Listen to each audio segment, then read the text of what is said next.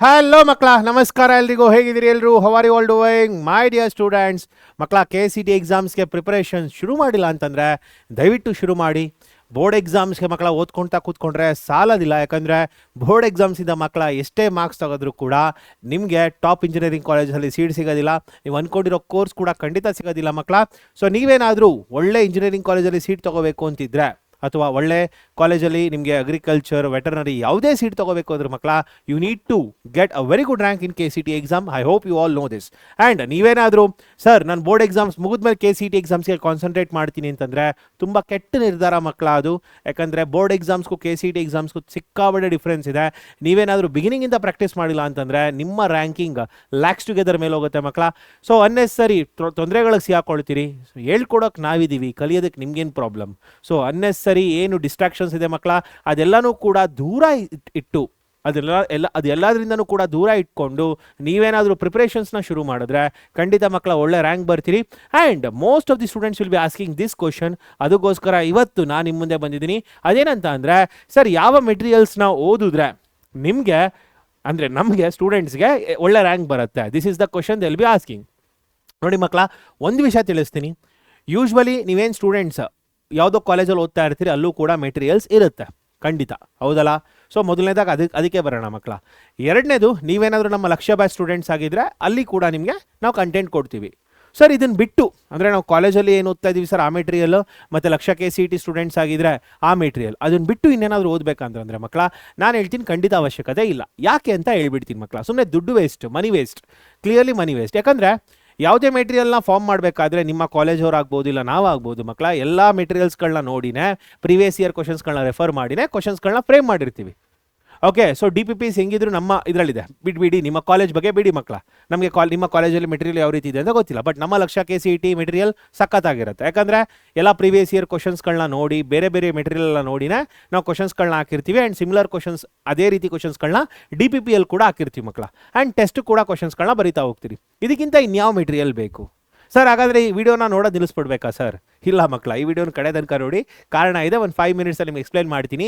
ನಮ್ಮ ಮೆಟೀರಿಯಲ್ ಬಿಟ್ಟರೆ ಇನ್ಯಾವ ಮೆಟೀರಿಯಲ್ ಓದಬೇಕು? ಬೇರೆ ಯಾವುದಾದ್ರು ಮೆಟೀರಿಯಲ್ ತೊಗೋಬೇಕಾ? I know you will be commenting XYZ materials. Sir ಆ ಮೆಟೀರಿಯಲ್ ಚೆನ್ನಾಗಿದೆಯಾ, ಈ ಮಕ್ಕಳ ಎಲ್ಲ ಮೆಟೀರಿಯಲ್ ಚೆನ್ನಾಗಿರುತ್ತೆ. ಬಟ್ ದುಡ್ಡು ಯಾಕೆ ವೇಸ್ಟ್ ಮಾಡ್ಕೊಳ್ತೀರಿ? Why do you want waste money on those materials? ಯಾಕಂದರೆ ಅದೆಲ್ಲನೂ ನೋಡಿನೇ ಕೂಡ ನಾವು ಕೂಡ ಮೆಟೀರಿಯಲ್ಸ್ನ ಮಾಡಿರ್ತೀವಿ ಮಕ್ಕಳ. ಓಪನ್ಲಿ ಇಟ್ಟಲ್ಲಿ, it is a open truth. So ಯಾವುದೋ ಒಂದು ಮೆಟೀರಿಯಲ್ ಇಟ್ಕೊಂಡೇ ನಾವು ಕ್ವಶನ್ಸ್ಗಳನ್ನ ಫ್ರೇಮ್ ಮಾಡಿರೋದು, ನಾನಾ ಮೆಟೀರಿಯಲ್ಸ್ಗಳನ್ನ ನಾವು ಕೂಡ ನೋಡಿರ್ತೀವಿ. ಸೊ ಅದೆಲ್ಲ ನೋಡಿನೇ ನಾವು ಕಂಟೆಂಟ್ನ ರೆಡಿ ಮಾಡಿರ್ತೀವಿ ಮಕ್ಕಳ. ಇನ್ಯಾಕೆ ದುಡ್ಡು ವೇಸ್ಟ್ ಮಾಡ್ಕೊಳ್ತೀರಿ? ಇಲ್ಲ ಸರ್ ನಾನು ದುಡ್ಡು ವೇಸ್ಟ್ ಮಾಡ್ಕೊಳ್ಳೇಬೇಕು ಸರ್, ನನಗೆ ಫೀಲ್ ಆಗಬೇಕು ಸರ್ ನಾನು ಜಾಸ್ತಿ ಬುಕ್ಸ್ಗಳನ್ನ ಇಟ್ಕೊಂಡು ಅಂತಂದರೆ ಅದು ನಿನ್ನ ಹಣೆ ಬರಾಕಂದ.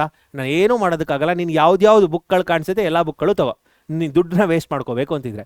ಇಲ್ಲ ಅಂತಂದರೆ ನನ್ನ ಮೆಟೀರಿಯಲ್ ಬಿಟ್ಟು, ಅಂದರೆ ನಮ್ಮ ಲಕ್ಷ್ಯ KCT ಮೆಟೀರಿಯಲ್ ಬಿಟ್ಟು ಇನ್ನು ಯಾವುದು ಓದಬೇಕು ಅಂತ ಅನ್ಸಿದ್ರೆ ಈ ವಿಡಿಯೋನ ಇನ್ನೊಂದು 2-3 ನಿಮಿಷ ನೋಡು, ಕ್ಲಾರಿಟಿ ಸಿಗುತ್ತೆ. ನೋಡ್ಕಂದ, ನಿನಗೆ ಮೊದಲನೇದಾಗಿ ಏನಂತ ಅಂತಂದರೆ ಈ ಬುಕ್ಸ್ಗಳು ಸಾಕು. ಯಾವುದು NCERT ಟೆಕ್ಸ್ಟ್ ಬುಕ್. ಸರ್ ಏನು ಸರ್ NCERT ಟೆಕ್ಸ್ಟ್ ಬುಕ್ ಹೇಳ್ತಿದ್ದೀರಿ? ನೋಡು, ಇತ್ತೀಚೆಗೆ ನಿನಗೆ JEE ಮೇನ್ಸ್ ಆಗ್ಬೋದು, JEE ಅಡ್ವಾನ್ಸ್ ಆಗ್ಬೋದು, ಈವನ್ KCT ಆಗ್ಬೋದು, NCERT ಮೇಲೇ ಜಾಸ್ತಿ ಪ್ರಾಬ್ಲಮ್ಸ್ಗಳನ್ನ ಕೇಳ್ತಾ ಇದ್ದಾರೆ. ಅಂದರೆ ಇದರಲ್ಲಿ ಏನು ಕಾನ್ಸೆಪ್ಚುಯಲ್ ಪ್ರಾಬ್ಲಮ್ಸ್ಗಳಿದೆ ಇದನ್ನು ಪರ್ಫೆಕ್ಟಾಗಿ ತಿಳ್ಕೊಂಡ್ರೆ, ಇನ್ಕ್ಲೂಡಿಂಗ್ ಮಿಸಲೇನಿಯಸ್ ಕ್ವಶನ್ಸ್, ಹೇಳ್ತಾ ಇದ್ದೀನಿ ನಿನಗೆ KCTಲಿ ಆಲ್ಮೋಸ್ಟ್ ನೀನು ಎಲ್ಲನೂ ಕವರ್ ಮಾಡ್ದಂಗೆ ಆಗುತ್ತೆ. NCERT ಟೆಕ್ಸ್ಟ್ ಬುಕ್ನ ನೀನು ನೆಗ್ಲೆಕ್ಟ್ ಮಾಡೋಂಗೆ ಇಲ್ಲ ಕಂದ. NCERT text book is very very important. ಅಲ್ಲಿರೋ ಪ್ರತಿಯೊಂದು ಪ್ರಾಬ್ಲಮ್ನು ಸಾಲ್ವ್ ಮಾಡು, ಅಲ್ಲಿರೋ ಮಿಸಲೇನಿಯಸ್ ಪ್ರಾಬ್ಲಮ್ಸ್ಗಳನ್ನ ಸಾಲ್ವ್ ಮಾಡು. ಕಾನ್ಸೆಪ್ಚುಯಲಿ ಕ್ಲಾರಿಟಿ ತಗೋ.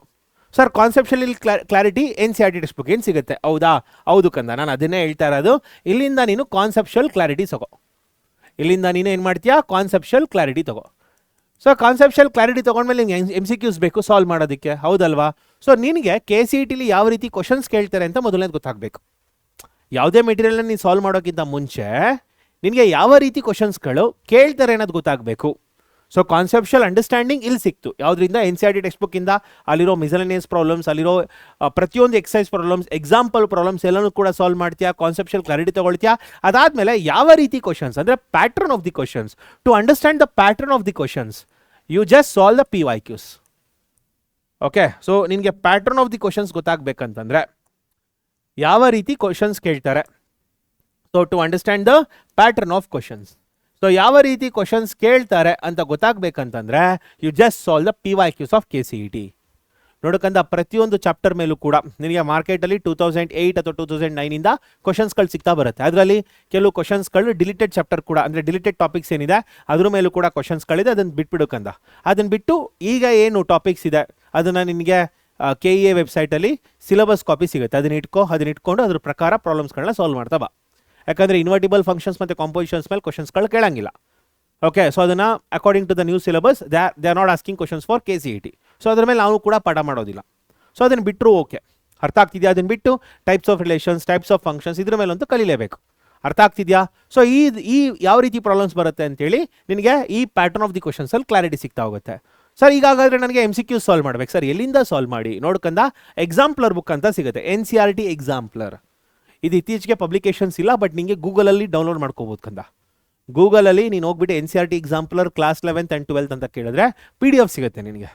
ಸೊ ಈ PDFನ ಫ್ರೀಯಾಗಿ ಡೌನ್ಲೋಡ್ ಮಾಡ್ಕೋಬೋದು ಕಂದ. ಅದನ್ನು ಡೌನ್ಲೋಡ್ ಮಾಡ್ಕೊಂಡು ಅಲ್ಲಿರೋ ಕ್ವಶನ್ಸ್ಗಳನ್ನ ಸಾಲ್ವ್ ಮಾಡು. ಹೇಳ್ತಾ ಇದ್ದೀನಿ, ನೀನು ಮೇನ್ಸ್ ಎಕ್ಸಾಮ್ಸ್ ಕೂಡ ಕ್ಲಿಯರ್ ಮಾಡ್ತೀಯ ಕಂದ. ಅಷ್ಟು ಒಳ್ಳೊಳ್ಳೆ ಕ್ವಶನ್ಸ್ಗಳಿದೆ. ಆ್ಯಂಡ್ NCERT ಎಕ್ಸಾಂಪ್ಲರಿಂದ ನಿನಗೆ ಕ್ವಶನ್ಸ್ಗಳು ಡೈರೆಕ್ಟಾಗಿ ಎಕ್ಸಾಮ್ಸಿಗೆ ಕೇಳಿದ್ದಾರೆ. ನೀನು ಕಂಪೇರ್ ಮಾಡು, ಹೆಂಗಿದ್ರು ಇಲ್ಲಿ ಕ್ವಶನ್ಸ್ಗಳನ್ನ ಸಾಲ್ವ್ ಮಾಡಿರ್ತೀಯ ಅಲ್ವಾ, ಇಲ್ಲೇ ತುಂಬ ಟೈಮ್ ಹಿಡಿಯೋದು ಕಂದ. ಅದನ್ನು ಬಿಟ್ಟು ನೀನೇನು ಮಾಡ್ತೀಯ, ಇದರಲ್ಲಿ ಇಲ್ಲಿರೋ ಕ್ವಶನ್ಸ್ಗಳನ್ನ ಸಾಲ್ವ್ ಮಾಡ್ತಾ ಬಾ. ಡೈರೆಕ್ಟಾಗಿ ಇಲ್ಲಿಂದ ಕ್ವಶನ್ಸ್ಗಳನ್ನ ನಿನಗೆ ಎಕ್ಸಾಮ್ಗೆ ಕೇಳಿದ್ದಾರೆ, ಅದಕ್ಕೆ KCET ಎಕ್ಸಾಮಿಗೆ ಕೇಳಿದ್ದಾರೆ. ಅರ್ಥ ಆಗ್ತಿದೆಯಾ? ಸೊ ಇಲ್ಲಿ ಏನು ಮಾಡ್ತೀಯ, ನೀನು ಪ್ರಾಕ್ಟೀಸ್ ಮಾಡ್ಕೊಂಡು ಬರ್ತೀಯ. ಸೊ ಇಲ್ಲಿರೋ ಕ್ವಶನ್ಸ್ಗಳನ್ನ ಏನು ಮಾಡ್ತೀಯ ಕಂದ, ಯೂಸ್ ಮಾಡಿ ಪ್ರಾಕ್ಟೀಸ್ ಮಾಡ್ತಾ ಬರ್ತೀಯ. ಸರ್ ನನಗೆ ಸಾಲಲ್ಲ ಸರ್, ಇನ್ನೂ ಬೇಕು. ನೋಡೋಕಂದ ಆಲ್ರೆಡಿ ಅವರ ಲಕ್ಷ ಬ್ಯಾಚ್ ಸ್ಟೂಡೆಂಟ್. ಲಕ್ಷ ಬ್ಯಾಚಲ್ಲೇ ನಿನಗೆ ಕ್ವಶನ್ಸ್ಗಳನ್ನ ಕೊಟ್ಟಿರ್ತೀನಿ, DPPs ಕೊಟ್ಟಿರ್ತೀವಿ.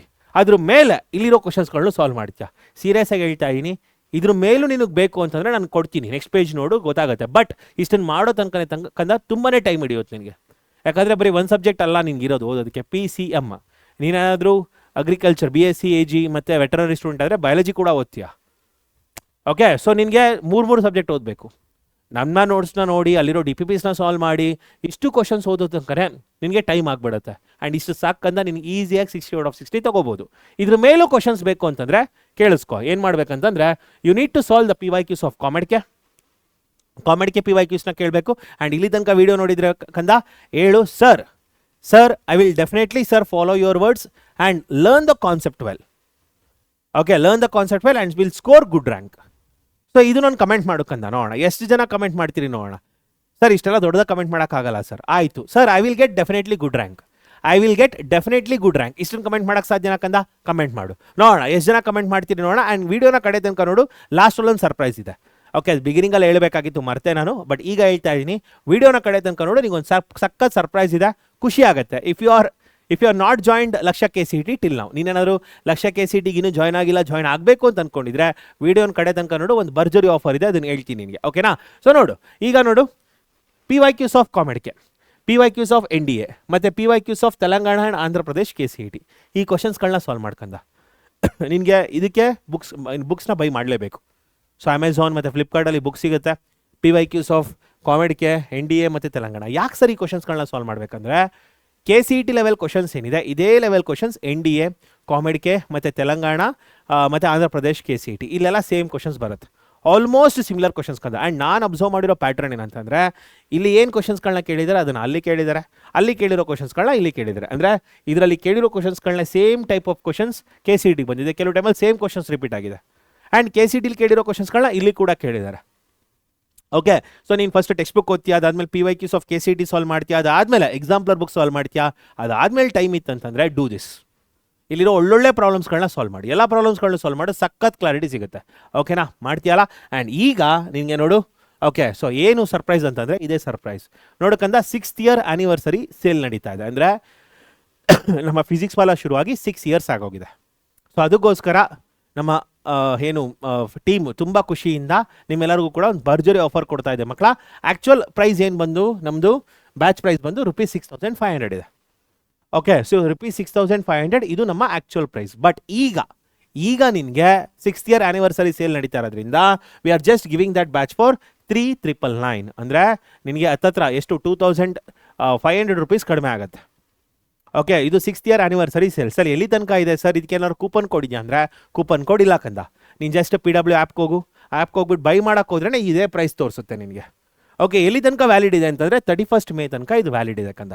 ಎಲ್ಲಿ ತನಕ? 31st May. ಸೊ ಅಲ್ಲಿ ತನಕ ಈ ಬ್ಯಾಚ್ನ ನೀನೇನಾದ್ರು ತೊಗೋಬೇಕು ಅಂದ್ಕೊಂಡಿದ್ರೆ ತೊಗೊಂಬಿಡು. ಈ ಪ್ರೈಸ್ ಮತ್ತೆ ಇದಕ್ಕಿಂತ ಕಡಿಮೆ ಆಗುತ್ತೆ ಅನ್ನೋದೆಲ್ಲ ಸುಳ್ಳು. ಆ್ಯಂಡ್ ಈಗಲೇ ಪ್ರಿಪ್ರೇಷನ್ಸ್ನ ಶುರು ಮಾಡ್ಕೋಕಂದ. ಏನಾದರೂ ಡಿಲೇ ಮಾಡ್ತಾ ಬಂದರೆ ಸಿಲೆಬಸ್ ಮುಗಿತಾ ಬರುತ್ತೆ. ಆಲ್ರೆಡಿ 2ನೇ ಚಾಪ್ಟರ್ ಕಂಪ್ಲೀಟ್ ಮಾಡ್ತಾ ಇದ್ದೀನಿ ನಾನು. ಓಕೆ, ಸೊ ಅದರಿಂದ ನಿನಗೆ ಕಷ್ಟ ಆಗಿಬಿಡುತ್ತೆ ಇನ್ ಫ್ಯೂಚರ್ ಏನೋ ಡಿಲೇ ಮಾಡ್ತಾ ಬಂದರೆ. ಈಗಲೇ ಎಕ್ಸ್ಪ್ಲೋರ್ ಮಾಡು, ಪ್ರಿಪ್ರೇಷನ್ಸ್ನ ಶುರು ಮಾಡು ಆ್ಯಂಡ್ ಒಳ್ಳೆ ರ್ಯಾಂಕ್ ತೊಗೋಕಂದ. ಆ್ಯಂಡ್ ನಿನಗೆ ಅತಿ ಶೀಘ್ರದಲ್ಲಿ ನಮ್ಮ ವಿಜಯೋತ್ಸವ ಏನು ನಡೆಯುತ್ತೆ, ನಮ್ಮ KCET ರಿಸಲ್ಟ್ಸ್ ಏನಿದೆ ಆ ರಿಸಲ್ಟ್ಸ್ ಬರುತ್ತೆ ನೆಕ್ಸ್ಟ್ ವೀಕಲ್ಲಿ, ಮೇ ಬಿ June 4th ಏನೋ ಬರುತ್ತೆ ಅಂತ ಹೇಳ್ತಾ ಇದ್ದಾರೆ. ಅದೇನಾದರೂ ಬಂದರೆ ರಿಸಲ್ಟ್ಸ್ ಅವತ್ತಿನ ದಿನ ನಿನಗೆ ಗೊತ್ತಾಗುತ್ತೆ ನಮ್ಮ ಸ್ಟೂಡೆಂಟ್ಸ್ ಎಷ್ಟು ಜನ ಬಿಲೋ 100 ರ್ಯಾಂಕ್ ಬಿಲೋ 200 ರ್ಯಾಂಕ್ ತೊಗೊಂಡಿರ್ತಾರೆ ಅಂತ. ಸೊ ಅದೇ ರೀತಿ ನೀನು ಕೂಡ ತೊಗೋಬೇಕು ಅಂತಂದರೆ ಈಗಲಿಂದನೇ ಪ್ರಿಪ್ರೇಷನ್ಸ್ನ ಶುರು ಮಾಡ್ಕೊಂಡ. ಓಕೆನಾ? ಸೊ ಹಾಗಾದರೆ ನೆಕ್ಸ್ಟ್ ವೀಡಿಯೋ ಜೊತೆ ಮತ್ತೆ ಸಿಗ್ತೀನಿ. I hope this videos helpful for you. ಈ ವಿಡಿಯೋಯಿಂದ ನಿನಗೆ ದುಡ್ಡು ಕೂಡ ಉಳಿಸಿದ್ದೀನಿ. ಯಾಕಂದರೆ ಸುಮ್ಮನೆ ಅನ್ನೆಸರಿ ಬುಕ್ಸ್ನ ತೊಗೊಳೋದಕ್ಕೆ ಬೇಡ ಅಂತ ಹೇಳಿದ್ದೀನಿ. ಆ್ಯಂಡ್ ಇನ್ನೊಂದು ವಿಷಯ ಏನಂತಂದರೆ ಯಾವ ಬುಕ್ಸ್ನ ಓದಬೇಕು ಅಂತ ಕೂಡ ಕ್ಲಾರಿಟಿ ಕೊಟ್ಟಿದ್ದೀನಿ. ಆ್ಯಂಡ್ ಈ ವಿಡಿಯೋ ಏನಾದ್ರು ನಿಮಗೆ ಹೆಲ್ಪ್ ಆಗಿದ್ರೆ ಒಂದು ಕಮೆಂಟ್ ಮಾಡ್ಕೊಂಡ yes sir it was helpful ಅಂತ. ಆ್ಯಂಡ್ ಇನ್ನೊಂದು ವಿಡಿಯೋ ಜೊತೆ ಮತ್ತೆ ಬರ್ತೀನಿ. Until then take care, please study well, all the best.